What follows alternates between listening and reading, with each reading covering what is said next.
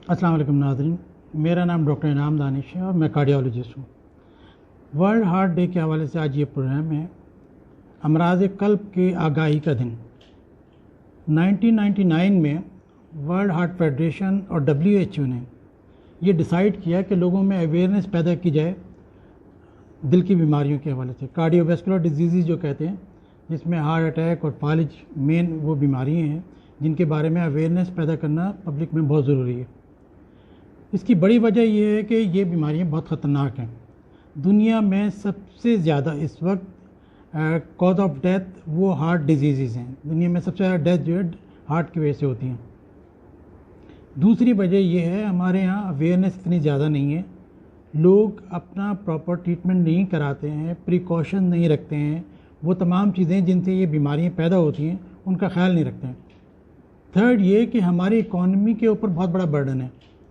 आम तौर पे हार्ट अटैक अगर किसी को होता है तो 4 से 5 लाख रुपए आपको चाहिए होते हैं ट्रीटमेंट करने के लिए। किसी के पास भी इतनी बड़ी अमाउंट घर पे मौजूद नहीं होती कि इलाज के लिए वो 4 से 5 लाख रुपए निकाल सकते हो। तो इसलिए बेहतर ये है कि इसकी प्रिवेंशन की जाए।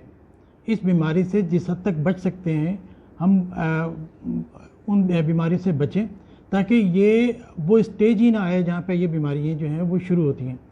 तो इस सिलसिले का ये हमारा पहला प्रोग्राम है।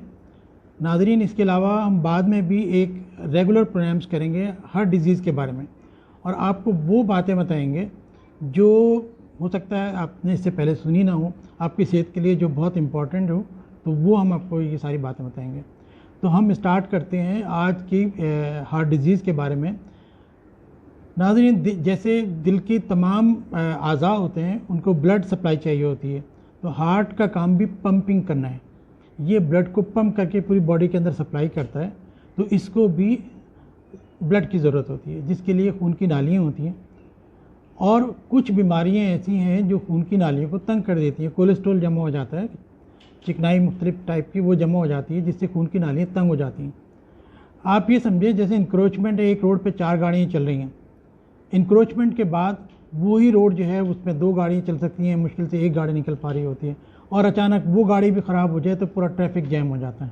इसी तरीके से जब ये दिल की नालियाँ सिकुड़ना शुरू होती हैं, अचानक वो स्टेज भी आता है जब ये तकरीबन मुकम्मल के करीब जो है वो बंद होने लगती हैं, तो इससे हार्ट अटैक की कैफियत पैदा हो। तो नाज़रीन, जैसे पहले भी डिस्कस किया था कि सितंबर 29 को वर्ल्ड हार्ट डे सेलिब्रेट किया जाता है। तो वर्ल्ड हार्ट फेडरेशन और WHO ने ये डिसाइड किया कि लोगों में अवेयरनेस पैदा की जाए कि वो इस डिज़ीज़ से खुद बच सकें और इसके बारे में जान सकें। तो इस मरतबा की थीम जो उन्होंने रखी है, use heart to beat heart attack, यानी कि आप अपने दिल से सोचें और डिसाइड कर लें आज कि आपको हार्ट अटैक से बचना है और इससे लड़ना है। दिल की आर्टरीज जैसे और बाकी बॉडी में आर्टरीज होती हैं, आप देखें कि इसका डायमीटर, इसकी चौड़ाई ये बिल्कुल नॉर्मल है। इसके मुकाबले में ये जो दूसरी पिक्चर है, ये वो आर्टरी जो डिजीज़ है, जिसके अंदर कोलेस्ट्रॉल डिपॉजिट हो गया है, और इसमें देखें कि रास्ता कितना तंग रह गया। तो ब्लड के लिए तो उसको फ्लो चाहिए, रास्ता चाहिए। जैसे एक पाइप होता है, जस्ट लाइक एक पाइप है, आप देखें कि इसके अंदर पाइप का साइज़ क्या है और यहाँ पे पाइप का साइज़ जो है वो कितना तंग हो गया, जिसकी वजह से हार्ट अटैक होता है। यही जिसमें थोड़ा बहुत ब्लड जा रहा है, अगर टोटल बंद हो जाएगा तो हार्ट अटैक के चांसेस होते हैं। नाज़रीन, ये पिक्चर्स हैं एंजियोग्राफी की। आगे चल के हम डिस्कस करेंगे कि एंजियोग्राफी की इंडिकेशन वगैरह क्या हैं, मगर इसमें एक बात तो सब बहुत क्लियर है कि आप ये देखें कि ये नॉर्मल साइज़ है और यहाँ पे एक ख़ास पॉइंट ऐसा है जिस पे मोर देन 90% ब्लॉकेज है, फिर ये तकरीबन नॉर्मल नीचे आ जाता है। इसी तरह ये दूसरी आर्टरी है, इसके अंदर भी ये नॉर्मल एरिया है, ये नैरो हो गया है। अब ज़ाहिर है कि ब्लड सप्लाई कम होती है तो फिर एंजाइना होता है, पेन शुरू हो जाता है और अचानक वो मरला भी आता है जिससे हार्ट अटैक हो सकता है। इस पिक्चर में भी अगर आप देखें तो ऊपर से ये तकरीबन नॉर्मल है और ये एरिया कितना नैरो हो गया है।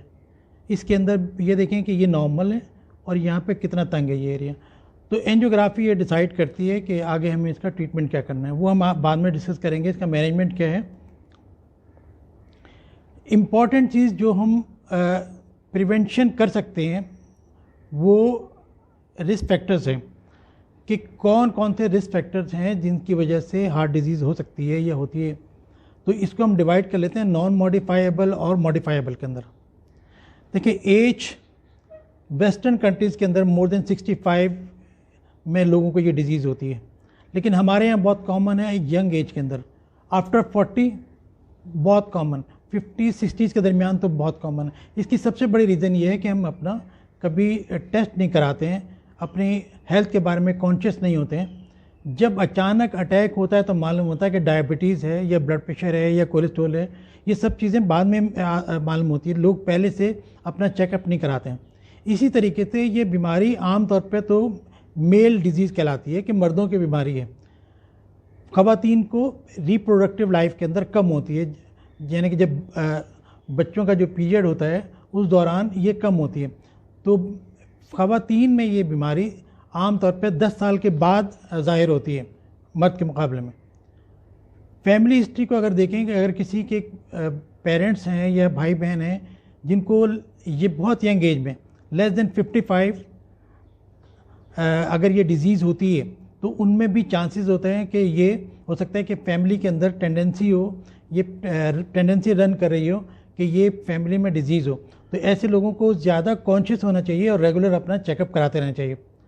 अब आ जाते हैं कि वो डिजीज़ जो मॉडिफाइबल हैं, जिनको हम करेक्ट कर सकते हैं, जिनमें हाई ब्लड प्रेशर है,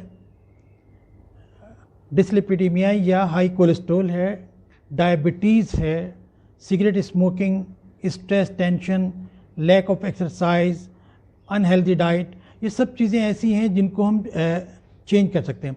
अब आते हैं हम वन बाय वन कि हाई ब्लड प्रेशर क्या होता है। नॉर्मल ब्लड प्रेशर नाज़रीन, normal blood pressure less than 120/80 होना चाहिए।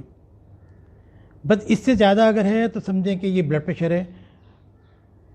इसकी मुख्तलिफ़ कैटेगरीज़ में डिवाइड किया है। ये डॉक्टर्स और जो मेडिकल स्टूडेंट्स हैं उनके लिए तो ज़्यादा इम्पॉर्टेंट। आप बस ये समझें कि नॉर्मल 120 और 80 से कम होना चाहिए ब्लड प्रेशर, और अगर 140/90 ब्लड प्रेशर है तो समझें आप हाइपरटेंसिव हैं।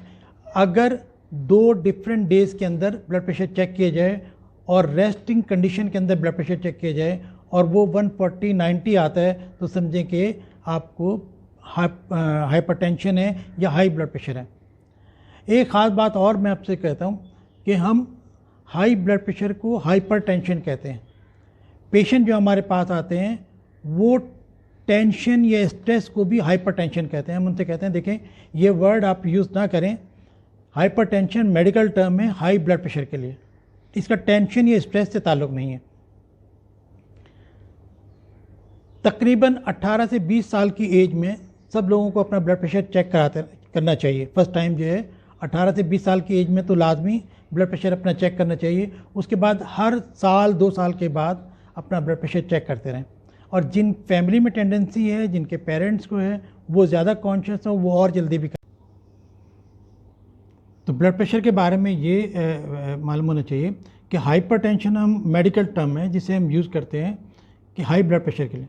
पेशेंट आते हैं वो इसको स्ट्रेस के मीनिंग में लेते हैं, कहते हैं डॉक्टर साहब हमें हाइपरटेंशन है। भाई क्या मतलब है कि ये टेंशन है, वो टेंशन है, ये टेंशन है। तो कभी भी मेडिकल टर्मिनोलॉजी आप यूज़ ना करें क्योंकि आपको नहीं मालूम कि इसके मीनिंग क्या है। तो आप डॉक्टर को सिंपल सी बात बताएं कि अगर आपको टेंशन है, स्ट्रेस है, तो वो एक अलग चीज़ है। Hypertension mean high blood pressure. तो हाई ब्लड प्रेशर जो है वो आपको चेक करने के लिए, अगर ये ख़ासतौर पे फैमिली में टेंडेंसी है, पेरेंट्स को है, तो बहुत जल्दी चेक करना चाहिए। रिकमेंडेशन ये है कि 18 से 20 साल की उम्र में आपको अपना ब्लड प्रेशर ज़रूर चेक करना चाहिए। उसके बाद फिर हर साल 2 साल के बाद चेक करते हैं। स्कूल एज में भी ब्लड प्रेशर चेक करना चाहिए। कुछ डिजीज़ ऐसी हैं जो यंग एज में होती हैं और उनमें बच्चों का ब्लड प्रेशर हाई होता है, तो उसको करेक्ट किया जा सकता है। काबिले इलाज वो बीमारियाँ होती हैं, तो एक स्कूल के अंदर भी बच्चों का ब्लड प्रेशर चेक होना चाहिए। लेकिन अगर नहीं हो सका है तो एटलीस्ट 18-20 ईयर्स के अंदर अपना ब्लड प्रेशर चेक करें। ब्लड प्रेशर ना ख़त्म होने वाली बीमारी है। आपको रेगुलर अपना ब्लड प्रेशर चेक करना है और दवा रेगुलर खानी है। आप सबसे बड़ी रीज़न ये है कि ये लाइफ लॉन्ग डिजीज़ है। पेशेंट जब हमारे पास आते हैं वो कहते हैं डॉक्टर साहब हमने मेडिसिन खाई, ब्लड प्रेशर ठीक हो गया, हमने छोड़ दी। तो फिर कभी जब भी ब्लड प्रेशर हाई होता है तो हम खा लेते हैं। आप ये देखें कि रिफ्लेक्सली बहुत ज़्यादा जो ब्लड प्रेशर शूट हो जाता है तो वो इसी तरह होता है। इरेगुलर मेडिसिन खाने से ब्लड प्रेशर बहुत शूट करता है। तो आपको इस रेगुलर कंप्लाइंस रखनी है ब्लड प्रेशर के लिए और दवा रेगुलर खानी।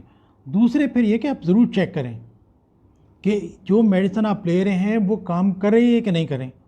कभी ऐसा होता है कि ब्लड प्रेशर बहुत लो होता है और आप रेगुलर मेडिसिन ले रहे हैं और वीकनेस हो जाती है, लोग गिर भी जाते हैं, बेहोश हो जाते हैं, चक्कर आते हैं। और कभी ऐसा होता है कि वो मेडिसिन काम ही नहीं कर रही, आप तो कह रहे हैं मैं तो मेडिसिन खा रहा हूँ, लेकिन वो मेडिसिन काम ही नहीं कर रही, ब्लड प्रेशर शूट कर जाता है। तो अगर आप एक तो रेगुलर मेडिसिन खाएं और जब खा रहे हो तो अपना बीपी ज़रूर चेक करें कि इस दवा ने कितना असर किया है। आमतौर पर मैं अपने पेशेंट्स को 1 वीक के बाद फ्री कंसल्टेशन करता हूँ, ये देखने के लिए कि जो मेडिसिन मैंने दी है वो कितनी इफ़ेक्टिव है, डोज़ कम करनी है, ज़्यादा करनी है। तो इसका ख्याल रखें कि अपना ब्लड प्रेशर ज़रूर चेक करते रहें। हाई कोलेस्ट्रॉल एक इम्पॉर्टेंट रिस्क फैक्टर है, फैमिलीज़ के अंदर भी रन कर सकता है। तो अपना कोलेस्ट्रॉल ज़रूर चेक करें, ख़ास तौर पे एज 20 पे आप अपना फर्स्ट टाइम कोलेस्ट्रॉल ज़रूर चेक करा लें। टोटल कोलेस्ट्रॉल के लिए फास्टिंग की ज़रूरत नहीं होती, लेस देन 200 होना चाहिए। तो ये एक सेटिस्फैक्ट्री है कि हाँ भी टोटल कोलेस्ट्रॉल कम है। लेकिन अगर आपको मोर देन 200 टोटल कोलेस्ट्रॉल है या first time direct complete profile कराना चाहते हैं तो इसके लिए 12 आवर्स की फास्टिंग चाहिए होती है। 12 घंटे यानी कि आप ना कुछ खाएं पिएं, पानी पी सकते हैं। उसके बाद फिर आप फास्टिंग के अंदर अपना कोलेस्ट्रॉल चेक करें। 3-4 चीज़ें बहुत इंपॉर्टेंट है कोलेस्ट्रॉल के हवाले से। एक LDL जो कि बैड कोलेस्ट्रॉल कहते हैं, HDL गुड कोलेस्ट्रॉल और ट्राइग्लिसराइड्स। अगर आपको कोई डिज़ीज़ नहीं है तो एक हेल्दी आदमी का LDL लेस देन 130 होना चाहिए। इससे ज़्यादा अगर हो तो कंसिडर करें कि ये आपका कोलेस्ट्रॉल हाई है। डायबिटिक पेशेंट में LDL लेस देन 100 रहना चाहिए। और अगर पेशेंट ऑलरेडी हार्ट डिजीज़ है, उसको कार्डियक प्रॉब्लम है, तो उस पेशेंट का cholesterol LDL cholesterol less than 70 होना चाहिए। HDL जितना अच्छा हो उतना ही बेहतर है, मोर देन 60 होना चाहिए। ट्राइग्लिसराइड लेस देन 150 मिलीग्राम पर डेसीलीटर होने चाहिए। डायबिटिक पेशेंट में ट्राइग्लिसराइड ज़्यादा होते हैं, तो कभी तो ये भी होता है कि हम लिपिड प्रोफाइल करते हैं, ट्राइग्लिसराइड ज़्यादा होते हैं, फिर फास्टिंग शुगर चेक कराते हैं तो पता चलता है पेशेंट डायबिटिक है। HDL को आप बढ़ा सकते हैं एक्सरसाइज करके। और LDL इसके लिए आमतौर पे वही कि आप डाइट कंट्रोल करें, एक्सरसाइज करें, वॉक करें। फिर भी अगर ना कोलेस्ट्रॉल कम हो तो आपको कोलेस्ट्रॉल लोअरिंग मेडिसिन जो आमतौर पे स्टैटिन्स होती हैं वो लेनी होती हैं। डायबिटिक पेशेंट के लिए ये एक इन्फॉर्मेशन है कि normal fasting sugar less than 100 होनी चाहिए और रैंडम यानी कि खाना खाने के 2 घंटे के बाद शुगर जो है लेस देन 140 होनी चाहिए। नॉर्मल आदमी के अंदर HbA1c जो 3 मंथ की एक एवरेज शुगर शो करता है, ये लेस देन 5.7 होता है या अप टू 5.7। इससे ज़्यादा अगर हो तो हम कंसिडर करते हैं कि ये हाई। नॉर्मल और डायबिटिक पेशेंट के दरमियान एक कंडीशन होती है जिसे प्री डायबिटीज़ कहते हैं, ताकि लोगों में अवेयरनेस हो, वो अपना ख्याल करना शुरू करें और एहतियात करना शुरू कर दें। तो इसे कहते हैं प्री डायबिटीज़। अगर फास्टिंग शुगर 100 और 125 के दरमियान है तो इसे हम इम्पेयर्ड फास्टिंग शुगर कहते हैं या प्री डायबिटीज़ कहते हैं। रैंडम शुगर अगर 140 से ज़्यादा है लेकिन 199 से कम है तो ये भी इम्पेयर्ड शुगर के अंदर आती है। और HbA1c 5.7 से 6.4 तक, ये बॉर्डर लाइन डिजीज़ कह लें या प्री डायबिटीज़ कह लें। हम कब लेवल करते हैं कि पेशेंट डायबिटिक है? जब फास्टिंग शुगर 126 हो, रैंडम मोर देन 200 और HbA1c 6.5 अगर हो तो हम लेबल करते हैं कि पेशेंट डायबिटिक है। स्मोकिंग बहुत ही ख़तरनाक है और ये तो बल्कि हमारे एक टीचर कहते थे कि अगर आपको बहुत शौक है स्मोकिंग करने का तो एटलीस्ट 5 लाख अपने अकाउंट में रखें हार्ट अटैक से का ट्रीटमेंट करने के लिए। तो देखें स्मोकिंग से तो बचा जा सकता है, आप रोक सकते हैं, अपने आप को रोक सकते हैं, अपनी फैमिली के लोगों को रोक सकते हैं। तो ये ख्याल करें अपना भी अपनी फैमिली का, और स्मोकिंग से अवॉइड करें। अब ये कि हार्ट डिजीज़ कैसे प्रेजेंट करती है। अब ये कि हार्ट डिजीज़ अगर किसी पेशेंट को होती है तो प्रेजेंटेशन क्या होती है। डिफरेंट लोगों में डिफरेंट प्रेजेंटेशन होती है। अगर ये डिजीज़ स्टेबल डिजीज़ जिसको हम कहते हैं, इसमें क्या होता है कि रेस्टिंग में पेशेंट को पेन नहीं होता, खाना खाने के बाद या सीढ़ियाँ चढ़ें या कोई एक्सर्शन का काम करें तो इन लोगों को पेन होता है, और अगर रुक जाएं, रेस्ट कर लें तो ये पेन सेटल हो जाता है। तो ये इसको स्टेबल डिजीज़ कहते हैं कि आर्टरीज नैरो तो हो गई हैं लेकिन अभी इमरजेंसी नहीं है, ट्रीटमेंट तो ज़रूर करना चाहिए, मगर ये इमरजेंसी सिचुएशन नहीं है कि जब पेशेंट चलता है, एक्सर्शन करता है तो पेन होता है। इमरजेंसी जिसे हम हार्ट अटैक कहते हैं वो ये है कि रेस्टिंग कंडीशन पे या बहुत ही माइल्ड एक्सर्शन करने पे भी पेशेंट को पेन शुरू हो जाए। यानी कि जैसे हमने पहले बात की थी इंक्रोचमेंट की, कि भाई एक गाड़ी भी अगर गुजरने की जगह है तो ट्रैफिक का फ्लो चलता रहता है, स्लो होता है, लेकिन अगर वो एक गाड़ी भी ख़राब हो जाए तो पूरा ट्रैफिक जैम हो जाता है। तो सेम यही समझें कि स्टेबल डिजीज़ जो है उसमें एक गाड़ी गुजरने की एक जगह है, ब्लड जा रहा है, कम जा रहा है, लेकिन जो अनस्टेबल है उसमें क्लॉट बन गया है, जो रिमेनिंग एरिया था खुला हुआ वहाँ पे भी ब्लड क्लॉट बन गया, जिसकी वजह से आगे ब्लड मुश्किल से जा रहा है या नहीं जा पा रहा है। तो लोगों की डिफरेंट प्रेजेंटेशन होती है। तो जो अनस्टेबल कंडीशन है इसको हम अनस्टेबल एंजाइना भी कहते हैं। और कभी ऐसा होता है कि ये ब्लड के अंदर इस जब हम ब्लड टेस्ट कराते हैं, ट्रोपोनिन आई आपने देखा होगा, आमतौर पर सब लोग करते हैं, तो ट्रोपोनिन अगर आई पॉजिटिव हो तो ये इसको माइनर अटैक कहते हैं, नॉन स्टेमिक कहलाता है, non S T elevation M I. और अगर ये पूरा अटैक हो तो इसको हार्ट अटैक या S T elevation M I, myocardial infarction ये कहा जाता है। अब ये है कि अगर एक पेशेंट है आप उसको कैसे डायग्नोज करते हैं तो डिपेंड करता है कि पेशेंट कहाँ पे आता है। स्टेबल एंजाइना के पेशेंट ओपीडी में आते हैं मोस्टली, अनस्टेबल एंजाइना के पेशेंट इमरजेंसी में होते हैं। आप सबसे पहले तो हिस्ट्री लेते हैं पेशेंट की कि आपको भी फीलिंग क्या है, प्रेजेंटेशन क्या है, क्या ये क्लासिकल लग रहा है या नहीं है, रिस्क फैक्टर क्या है, ब्लड प्रेशर है, शुगर है, कोलेस्ट्रॉल है, स्मोकिंग है, ये सब चीज़ें कि ये है पेशेंट की। और उसके साथ जो है अभी प्रेजेंटेशन क्या है, प्रेजेंटेशन बहुत डिफरेंट है। कुछ लोगों को चेस्ट पेन होता है, कुछ लोगों को चेस्ट नेक में पेन होता है, जॉ में पेन होता है, शोल्डर में पेन होता है, कुछ लोगों को बैक साइड पे पेन होता है, और कुछ लोगों को पेन नहीं होता, सिर्फ हैवीनेस होती है। वो कहते हैं डॉक्टर साहब गैस है, यानी कि यहाँ खाना हजम नहीं हो रहा है, ये फीलिंग होती है। एल्डरली पेशेंट और डायबिटिक पेशेंट में ज़्यादातर प्रेजेंटेशन जो मिलती है वो सांस फूलना है, शॉर्टनेस ऑफ ब्रेथ, थोड़ा सा चलते हैं सांस फूल जाता है, वॉशरूम तक जाते हैं सांस फूल जाता है। पहले ऐसा नहीं था, ये अचानक ही हुआ है, 1 दिन 2 दिन इसी तरह।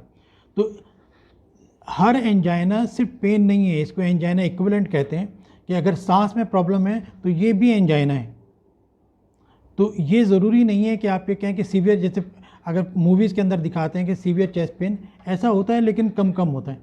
ज़्यादातर पेशेंट जो हैं उनको माइल्ड हैवीनेस होती है, सेंट्रल चेस्ट हैवीनेस फील होती है, और या फिर पेन हल्का सा होता है या सांस में प्रॉब्लम होती है। तो इसको यही कंसिडर करना चाहिए कि ये हार्ट प्रॉब्लम। अगर फर्स्ट टाइम आपको ऐसा कोई भी फीलिंग है जो पहले नहीं थी तो आपको अलर्ट होना चाहिए, जल्दी जाएं, हॉस्पिटल जाएं, अर्लीस्ट पॉसिबल कार्डियक हॉस्पिटल जाएं, अर्लीस्ट पॉसिबल आप अपनी ईसीजी कराएं। देखिए जो लोग जो डेली एक ही काम करते हैं वो जल्दी पिक कर लेते हैं। अगर आप कार्डियक हॉस्पिटल में जाएंगे, वो रोज़ यही देख रहे हैं, डेली सैकड़ों पेशेंट देख रहे हैं, तो वो ज़्यादा इजीली पिक कर सकते हैं कि ये हार्ट प्रॉब्लम है या नहीं है। तो जनरल हॉस्पिटल, जनरल फिजिशियन या फैमिली फिजिशियन के पास जाने से बेहतर है कि अर्लीस्ट पॉसिबल अपने करीब तरीन कार्डियक हॉस्पिटल में जाएं और अपनी ईसीजी कराएं। वो डॉक्टर डिसाइड करेगा कि फर्दर क्या करना है, आपको एडमिट करने की ज़रूरत है नहीं है, ये कार्डियक है या नहीं है। नहीं तो कुछ टेस्ट इसके लिए होते हैं। स्टेबल पेशेंट अगर है तो हम उसके लिए ईटीटी भी करते हैं, जॉगिंग मशीन पर दौड़ा के पेशेंट को देखते हैं। और अगर कोई दौड़ नहीं सकता, किसी के पाँव में तकलीफ़ है, तो थैलियम स्कैन, न्यूक्लियर स्कैन इसको कहते हैं, या स्ट्रेस स्कैन कहते हैं, ये भी हम करा के देख लेते हैं इसे कंफर्म करने के लिए। इसी तरीके से फर्दर स्टेप बाय स्टेप चलते हैं।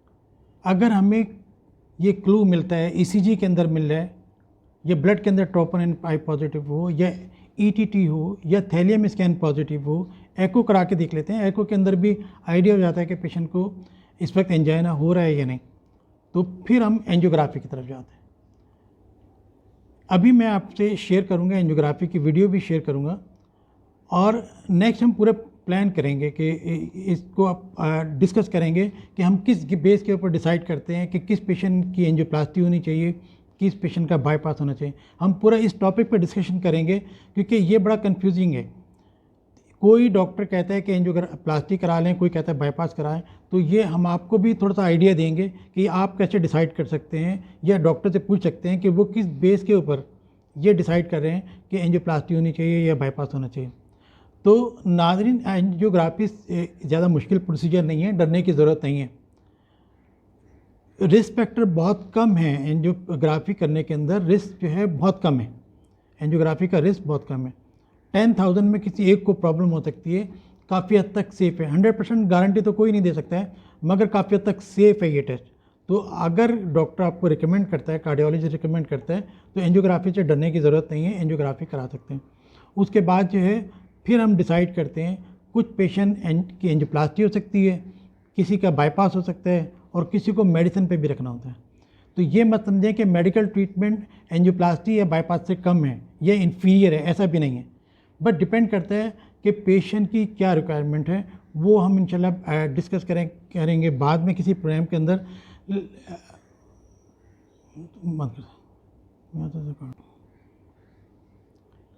तो आज की इस वीडियो का पर्पस देखें, ये एक ट्रायल वीडियो है। नेक्स्ट टाइम हम प्रोफेशनल वे में वीडियो इसको बनाएंगे आपकी इन्फॉर्मेशन के लिए, कि और तमाम प्रोसीजर्स की वीडियो भी आपको दिखाएंगे, आपको आइडिया हो कि आप क्या होने वाले हैं। काउंसलिंग सबसे इम्पॉर्टेंट चीज़ है, डॉक्टर पेशेंट रिलेशनशिप सबसे इम्पॉर्टेंट है। अगर आपको डॉक्टर ने डिटेल से बताया है कि देखें ये टेस्ट आपके लिए ज़रूरी है, इतना इसके अंदर रिस्क है, और ये खुदा ना खास्ता कॉम्प्लिकेशन भी हो सकती हैं, तो ये सारा पूरा आपको पहले से डिस्कस कर लेना चाहिए, और ताकि आपको आइडिया हो कि फर्दर ट्रीटमेंट में क्या क्या आपको करना है। एंड करते हैं, लेकिन 2-3 बातें ज़रूरी आखिर के अंदर। एक तो ये कि आप अपना फीडबैक दें इस इंफॉर्मेशन के बारे में। दूसरे ये कि आज से आपने डिसाइड करना है अपने लिए, अपनी फैमिली के लिए, एक खूबसूरत लाइफ के लिए। आज से स्टार्ट करें और अपना ख्याल रखें। देखिए, डायबिटिक पेशेंट से मैं कहता हूँ ख़ास तौर पे कि वॉक करें, आधा घंटा डेली, 30 मिनट्स आप डेली वॉक करें तो शुगर ऑटोमेटिकली बहुत हद तक कंट्रोल हो सकती है, ब्लड प्रेशर कंट्रोल हो सकता है, हार्ट डिजीज़ के चांसेस कम हो सकते हैं। वो टाइम कुछ भी हो, आप फिक्स ना करें कि फजर के बाद ही करना है, वो बहुत अच्छा टाइम होता है। लेकिन अगर आपको टाइम नहीं मिल रहा है तो जब भी आपको टाइम मिले 30 मिनट्स ब्रिस्क वॉक, तेज़ वॉक करें। बेहतर ये कि आप खाली पेट हों, और वो कोई भी टाइम हो, छत पे हो, लॉन में हो, गली में हो, पार्क में हो, कहीं पे भी जाके 30 मिनट्स वॉक करें। अपना ख्याल रखें, ब्लड प्रेशर कंट्रोल करते रहें, ब्लड प्रेशर चेक कराते रहें, शुगर चेक करते रहें, स्मोकिंग बिल्कुल छोड़ दें, कोलेस्ट्रॉल का ख्याल रखें, डाइट का ख्याल रखें। ख़ास तौर पे ये देखें कि घी और ये बटर और जितने मार्जिन वगैरह ये सब हार्ट के लिए नुकसानदेह हैं। सिंपल ऑयल इस्तेमाल करें। ऑलिव ऑयल बहुत ही अच्छा है, लेकिन अगर वो चूँकि एक्सपेंसिव काफ़ी है, आप आम ऑयल भी इस्तेमाल कर सकते हैं, मगर घी और ये मार्जरीन वगैरह इनसे जो है वो थोड़ा सा परहेज़ करें। और उम्मीद है कि इंशाल्लाह ताला आपसे जल्द मुलाकात होगी। नाज़रीन, जो ही चेस्ट पेन फील होता है तो कोशिश करें अर्लीस्ट पॉसिबल हॉस्पिटल जाएं। आपको मेंटली अलर्ट रहना चाहिए। अगर आप कार्डियक पेशेंट पहले से हैं, या डायबिटिक हैं, हाइपरटेंसिव हैं, स्मोकिंग करते हैं, फैमिली हिस्ट्री है, तो आप को अलर्ट रहना चाहिए। ज़रा भी अनकंफर्टेबल फील करें, जो पहले ऐसी फीलिंग ना हो, तो अलर्ट रहें कि ये हार्ट प्रॉब्लम हो सकती है। गैस हो रही है, ये इस टाइप की चीज़ें जो हैं हो सकते हैं हों, मगर कंफर्म कर लें कि कहीं हार्ट प्रॉब्लम ना हो। रात में ख़ास तौर पे डिले होता है ट्रांसपोर्ट की वजह से, नींद की वजह से, लेकिन कोशिश करें कि अर्लीस्ट पॉसिबल हॉस्पिटल जाएँ, जो भी करीबी हॉस्पिटल हो। वहाँ पे अगर एंजियोप्लास्टी की फैसिलिटी है तो वो बहुत अच्छा हॉस्पिटल है। जिन जगहों पे एंजियोप्लास्टी की फैसिलिटी नहीं है, वहाँ अभी भी इंजेक्शन लगाए जाते हैं। शुरू के फर्स्ट 1 आवर के अंदर तो इंजेक्शन का रिज़ल्ट बहुत अच्छा है, क्लॉट वो निकल जाता है। लेकिन जो टाइम गुज़रता जाता है, वो इंजेक्शन कम काम करता है। तो ऐसे में एंजियोप्लास्टी जो है वो बेस्ट सॉल्यूशन है, जिसे हम प्राइमरी एंजियोप्लास्टी कहते हैं। इसमें एंजियोग्राफी करने के बाद देख लेते हैं कहाँ पे क्लॉट है, वो क्लॉट निकाल लेते हैं, स्टेंट लगा देते हैं, फ्लो दोबारा आ जाता है और पेशेंट बहुत क्विकली रिकवर कर जाता है। तो प्राइमरी एंजियोप्लास्टी वो बहुत अच्छा ट्रीटमेंट है। डिपेंड करता है कि ये फैसिलिटी अवेलेबल है या नहीं है, और सेकेंडली ये कि आपके पास इतनी अमाउंट है या नहीं। पैनल के जो पेशेंट होते हैं, कंपनीज़ के पेशेंट, इंश्योरेंस के जो पेशेंट होते हैं, उनको ये फैसिलिटी है कि वो अब प्राइवेट हॉस्पिटल के अंदर भी अपना ट्रीटमेंट करा सकते हैं। लेकिन जनरल पब्लिक को गवर्नमेंट हॉस्पिटल से बहुत फ़ायदा होता है, जहाँ पे ये तकरीबन फ्री होता है कहीं पे, और बहुत कम चार्जेस होते हैं, जो सामान आता है उसी के वो चार्ज करते हैं। तो कोशिश ये करें कि अर्लीस्ट पॉसिबल हॉस्पिटल जाएं, और अगर वाकई ईसीजी में आता है कि ये मेजर अटैक है, तो प्राइमरी एंजियोप्लास्टी वो करवाएं, और उसी का सबसे अच्छा जो है वो बेनिफिट है। लेकिन अगर आप दूर हैं, रिमोट जगह पे हैं, जहाँ पे पहुँच नहीं सकते या देर हो जाएगी, तो बेहतर ये है कि फिर इंजेक्शन ही लगवा लें, वो भी हो सकता है। लेकिन याद रखें कि प्राइमरी एंजियोप्लास्टी वो बेहतर सोल्यूशन है, बेहतर ट्रीटमेंट है, पेशेंट बहुत जल्दी रिकवर कर जाता है।